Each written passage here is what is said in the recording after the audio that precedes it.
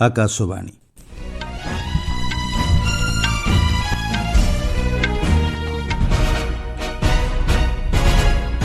संवाद पढ़ुछंती सत्यव्रत बेहुरा। कर्णाटकर करुआर सामुद्रिक घाटी आज परिदर्शन करिवे राष्ट्रपति द्रौपदी मुर्मू। प्रशासन एवं संस्कार संपर्कित मुख्य शासन सचिव मानक पंचम जातीय सम्मेलनीर द्वितीय दिवस रे आज अध्यक्षता करिवे प्रधानमंत्री। आकाशवाणीर मन की बात कार्यक्रम रे आज पूर्वाह्न 11टारे देशवासींक सह भाव विनिमय करिवे प्रधानमंत्री। दुईटी प्रमुख जहाज निर्माण पदक्षेप को त्वरान्वित करने लगी परिचालनागत निर्देशावली जारी कले केंद्र सरकार एवं T20 आंतर्जातिक महिला क्रिकेट सीरीज आज अनुष्ठित होब भारत और श्रीलंका मध्य चतुर्थ मैच। राष्ट्रपति द्रौपदी मुर्मू आज कर्णाटकर करुआर स्थित INS करम्बा सामुद्रिक भित्तिभूमि परिदर्शन करिवे। राष्ट्रपति गोआरू आसी करुआर सामुद्रिक घाटी में पहुंचे। श्रीमती मुर्मू को सेठारे स्वागत करने निमंते कर्णाटकर राज्यपाल थावरचंद गेहलोट एवं राज्यर प्रमुख मंत्री माने उपस्थित रहिबे। पूर्वतन राष्ट्रपति डॉक्टर APJ अब्दुल कलाम परे द्वितीय राष्ट्रपति भावे श्रीमती मुर्मू करुआर सामुद्रिक घाटी परिदर्शन करिवे। राष्ट्रपति गस्त को दृष्टि रखी संपृक्त अंचल में स्थानीय प्रशासन पक्षरु कड़ा सुरक्षा व्यवस्था ग्रहण करा जायछि। करुआरु मजाली पर्यंत माछधरा उपरे 18 किलोमीटर पर्यंत कटकणा जारी करा जायछि। प्रधानमंत्री नरेंद्र मोदी नुआदिल्ली रे आज मुख्य शासन सचिव मानक पंचम जातीय सम्मेलन रे अध्यक्षता करिवे। गतकाली मध्य प्रधानमंत्री एथिरे अध्यक्षता करिथिले। सामाजिक गणमाध्यम पोस्ट रे श्री मोदी कहिसंती एही सम्मेलन रे प्रशासन एवं संस्कार संपर्कित अनेक प्रसंग उपरे अंतर्दृष्टिपूर्ण आलोचना होईछि। ଏହି 3 ଦିନିଆ ସମ୍ମିଳନୀ ଗତକାଲିଠାରୁ ଆରମ୍ଭ ହୋଇଛି। ଏହାର ଉଦ୍ଦେଶ୍ୟ ହେଉଛି କେନ୍ଦ୍ର ଏବଂ ରାଜ୍ୟ ସରକାରଙ୍କ ମଧ୍ୟରେ ଭାଗିଦାରିତାକୁ ସୁଦୃଢ଼ କରି ଏକ ସଂଗଠିତ ଓ ସମାବେଶୀ ଆଲୋଚନା ଜରିଆରେ ଜାତୀୟ ବିକାଶକୁ ପ୍ରାଧାନ୍ୟ ଦେବା। କେନ୍ଦ୍ର ଏବଂ ରାଜ୍ୟ ସହଯୋଗରେ ଦେଶର ମାନବ ସମ୍ବଳ ସାମର୍ଥ୍ୟ ବୃଦ୍ଧି ଏବଂ ଭବିଷ୍ୟତ ବିକାଶକୁ ପ୍ରସ୍ତୁତ ରଖିବା ଉଦ୍ଦେଶ୍ୟରେ ପ୍ରଧାନମନ୍ତ୍ରୀଙ୍କ ସଂଘୀୟ ସହଯୋଗ ଦୃଷ୍ଟିକୋଣକୁ ପୂର୍ଣ୍ଣ ରୂପ ଦେବା ଲାଗି ସମ୍ମିଳନୀରେ ଆଲୋଚନା ହେଉଛି। विकसित भारत लगी मानव संबल प्रसंग को नहीं सम्मेलन में आलोचना होगा सह राज्य एवं केन्द्रशासित अंचलगुड़िक सर्वोत्तम व्यवस्था आपणैबा लगी सहमति प्रकाश पाई। मुख्यतः प्रारंभिक शिशु शिक्षा, विद्यालय शिक्षा, दक्षता, उच्च शिक्षा, क्रीड़ा एवं अन्यान्य कार्यकलाप उपरे आलोचना केन्द्रीभूत करा जायछि। सम्मेलन में 6टी स्वतंत्र अधिवेशन में शासन व्यवस्था प्रजुक्ति विद्यार व्यवहार, विपद एवं एहार दूरीकरण, स्मार्ट जोगाण श्रृंखल और बजार संयोगीकरण पर एग्रीस्टैक, एक राष्ट्र एक विश्व पर्यटन लक्ष्य, आत्मनिर्भर भारत एवं स्वदेशी और वामपंथी उग्रवाद परवर्ती भविष्यत संपर्क में आलोचना करा जाउछि। राष्ट्रीय ग्रामीण निजुक्ति ग्यारंटी नियम रे महात्मा गांधी नाम जोड़ी निर्वाचन फायदा नेबा लगी कांग्रेस चेष्टा करिथिला बोली केंद्र कृषि और कृषक कल्याण मंत्री शिवराज सिंह चौहान कहिसंती। गतकाली भोपाल रे गणमाध्यम को संबोधित करी श्री चौहान कहिसंती कांग्रेस सरकार अमल रे दुर्नीति पई मनरेगा को व्यवहार करा जाउथिला एवं एथिलागी बजेट आवंटन परिमाण मध्य ह्रास करि चलिथिला। मंत्री कहिसंती नुआ विकसित भारत जी रामजी योजन रे 1,51,000 कोटी अधिक टंकार व्ययबराद करा जायछि, जहा फल श्रमिक माने यथेष्ट कार्य पाई परिबे। से कहिसंती विकसित भारतर उद्देश्य हेउछि ग्राम पंचायत द्वारा समस्त विकास कार्य करा जिबार मुख्य माध्यम। पूर्वर उपा सरकार मनरेगा योजन रे केवल 2,13,000 कोटी टंका खर्च करथिबा बेले नरेंद्र मोदी सरकार 8,53,000 कोटी टंकारु अधिक व्यय करिसंती। विकसित भारत के लिए विकसित गांव, जिसमें विकास के सारे काम ग्राम पंचायत तय करेगी, ऊपर से नहीं। पहले तो ऊपर से थोप दिए जाते थे काम, अब ग्राम पंचायत तय करेगी, ग्राम सभा तय करेगी। और इसके लिए जो प्रस्तावित बजट है वो 1,51,282 करोड़ पहले साल ली, ताकि मजदूर को काम भी भरपूर मिले और गांव का विकास भी ऐसा हो कि गरीबी मुक्त गांव, रोजगार युक्त गांव, विकसित गांव बन जाए। और मजदूरी ना मिले तो बेरोजगारी भत्ता का पुख्ता प्रावधान, उसको और बेहतर बनाने का काम किया गया है।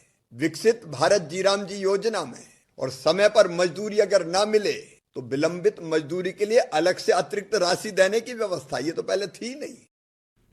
ମନ୍ତ୍ରୀ ଶ୍ରୀ ଚୌହାନ କହିଛନ୍ତି ଏହି ଯୋଜନାରେ ସବୁଠାରୁ ପଛୁଆ ପଞ୍ଚାୟତ ନିମନ୍ତେ ସ୍ୱତନ୍ତ୍ର ବ୍ୟବସ୍ଥା ଗ୍ରହଣ କରାଯିବାର ଲକ୍ଷ୍ୟ ରଖାଯାଇଛି। ଏହାଦ୍ୱାରା ଅଧିକ ଅର୍ଥ ବିନିଯୋଗ ସହ ଜନସାଧାରଣଙ୍କ ସହଯୋଗ ଏବଂ ସୁବିଧାଗୁଡ଼ିକ ସହଜରେ ଉପଲବ୍ଧ ହେବ। ଏହି କାର୍ଯ୍ୟକ୍ରମ ମାଧ୍ୟମରେ ଜୀବନଶୈଳୀର ମାନ ପରିବର୍ତ୍ତନ ସହ ସ୍ୱଚ୍ଛ ଏବଂ ଦୀର୍ଘସ୍ଥାୟୀ ଆୟ ସଂରଚନା କରାଯିବା ଉପରେ ଗୁରୁତ୍ୱ ଦିଆଯାଇଛି। प्रशासनिक व्यय बढ़ा के 9% कर दिया 6% से, ताकि रोजगार सहायक मैट मानदेय मिल सके और किसान के लिए भी इसको उपयोगी बनाया गया है। ये मजदूर हितैषी, गांव के विकास को पूर्ण गति देने वाली, पूर्णता देने वाली, कर्मचारियों को सुनिश्चित वेतन और मानदेय दिलाने वाली और इसके साथ साथ किसानों के हित को भी पूरा करने वाली योजना है। लेकिन कांग्रेस जबरदस्ती भ्रम फैला रही है, झूठ बोल रही है। कायदे में तो कांग्रेस को विकसित भारत जी राम जी योजना का स्वागत करना चाहिए। ये गांव के संपूर्ण विकास के लिए और मजदूरों के कल्याण के लिए है, जिससे परमानेंट असेट खड़े होंगे और गांव आगे बढ़ेंगे। आपण माने संवाद शुणुछंती आकाशवाणीरू। प्रधानमंत्री नरेंद्र मोदी आज पूर्वाह्न 11टा बेले आकाशवाणीर मन की बात कार्यक्रम उद्बोधन देबे। ଏହା ହେବ 129ତମ ମନ୍ କି ବାତ୍ କାର୍ଯ୍ୟକ୍ରମ। ଏହି କାର୍ଯ୍ୟକ୍ରମ ଆକାଶବାଣୀ ଓ ଦୂରଦର୍ଶନର ସମସ୍ତ network, Akashvani website O news on AIR mobile ଆପ୍ରେ ଉପଲବ୍ଧ ହେବ। ଏହା ମଧ୍ୟ ଆକାଶବାଣୀ, ଡିଡି ନ୍ୟୁଜ୍, ପିଏମ୍ଓ ଏବଂ ସୂଚନା ଓ ପ୍ରସାରଣ ମନ୍ତ୍ରଣାଳୟ ୟୁଟ୍ୟୁବ୍ ଚ୍ୟାନେଲରେ ଲାଇଭ୍ ଷ୍ଟ୍ରିମିଂ ହେବ। ହିନ୍ଦୀ ପ୍ରସାରଣ ପରେ ଆକାଶବାଣୀ କାର୍ଯ୍ୟକ୍ରମର ଆଞ୍ଚଳିକ ଭାଷାନ୍ତରଣ ପ୍ରସାରଣ କରିବ। ରାତି 8ଟାରେ ଆଞ୍ଚଳିକ ଭାଷାନ୍ତରଣର ପୁନଃ ପ୍ରସାରଣ କରାଯିବ। କେନ୍ଦ୍ର ସରକାର 2ଟି ପ୍ରମୁଖ ଜାହାଜ ନିର୍ମାଣ ପଦକ୍ଷେପକୁ ତ୍ୱରାନ୍ୱିତ କରିବା ଲାଗି ପରିଚାଳନାଗତ ନିର୍ଦ୍ଦେଶାବଳୀ ଜାରି କରିଛନ୍ତି। ଏଥିଲାଗି 44,700 କୋଟି ଟଙ୍କାର ବ୍ୟୟବରାଦ କରାଯାଇଛି। ଏହାଦ୍ୱାରା ଦେଶର ଘରୋଇ ଜାହାଜ ନିର୍ମାଣ ସାମର୍ଥ୍ୟ ବୃଦ୍ଧି ପାଇବା ସହ ବିଶ୍ୱସ୍ତରୀୟ କରାଯାଇପାରିବ। ଏହି ପଦକ୍ଷେପ ସ୍ୱରୂପ ଜାହାଜ ନିର୍ମାଣ ଆର୍ଥିକ ସହାୟତା ଯୋଜନା ଏବଂ ବିକାଶ ଯୋଜନା ପ୍ରଣୟନ କରାଯାଇଛି। କେନ୍ଦ୍ର ବନ୍ଦର, ଜାହାଜ ଏବଂ ଜଳମାର୍ଗ ମନ୍ତ୍ରୀ ସର୍ବାନନ୍ଦ ସୋନୋୱାଲ କହିଛନ୍ତି, ଏହି ନିର୍ଦ୍ଦେଶାବଳୀ ପରେ ଜାହାଜ ନିର୍ମାଣ କାର୍ଯ୍ୟକୁ ସ୍ୱଚ୍ଛ ଭାବରେ ତ୍ୱରାନ୍ୱିତ କରାଯାଇପାରିବ। ଭାରତର ବିକାଶ ଯାତ୍ରାରେ 2025 ଏକ ସ୍ୱତନ୍ତ୍ର ଅଧ୍ୟାୟ ସୃଷ୍ଟି କରିଛି। ବିଭିନ୍ନ ନୀତିକୁ ବାସ୍ତବତାରେ ପରିଣତ କରାଯାଇ ଦେଶର ବିକାଶ କ୍ଷେତ୍ରରେ ଏହାର ଉପଯୋଗିତା ସକାରାତ୍ମକ ପ୍ରଭାବ ପକାଇଛି। ସ୍ୱତନ୍ତ୍ର ସିରିଜ୍ ସଂସ୍କାରର ବର୍ଷରେ ଆସନ୍ତୁ ଜାଣିବା 2025 ମସିହାରେ ଦେଶର ଭିତ୍ତିଭୂମି ବିକାଶରେ ଘଟିଥିବା ପରିବର୍ତ୍ତନ ସମ୍ପର୍କରେ। ଭାରତର ବିକାଶ ଯାତ୍ରାରେ 2025 କେବଳ ଏକ ନୂତନ ଅଧ୍ୟାୟ ସୃଷ୍ଟି କରିନାହିଁ, ବରଂ ରେଳ, ସଡ଼କ ଯୋଗାଯୋଗ, ବେସାମରିକ ବିମାନ ଉଡ଼ାଣ, ସାମୁଦ୍ରିକ ଏବଂ ଡିଜିଟାଲ କ୍ଷେତ୍ରରେ ବ୍ୟାପକ ଉନ୍ନତି କରିଛି। ସରକାର 2025-26 ଆର୍ଥିକ ବର୍ଷରେ ଏସବୁ କ୍ଷେତ୍ରର ଭିତ୍ତିଭୂମି ସଂରଚନାର ଦୃଢ଼ୀକରଣ ପାଇଁ 11 ଲକ୍ଷ କୋଟି ଟଙ୍କାରୁ ଅଧିକ ବିନିଯୋଗ କରିଛନ୍ତି, ଯାହା 3.1% ଜିଡିପିକୁ ଦର୍ଶାଉଛି। 2025ରେ ଦେଶରେ ରେଳ ଭିତ୍ତିଭୂମିର ବିକାଶ ଇତିହାସ ସୃଷ୍ଟି କରିଛି।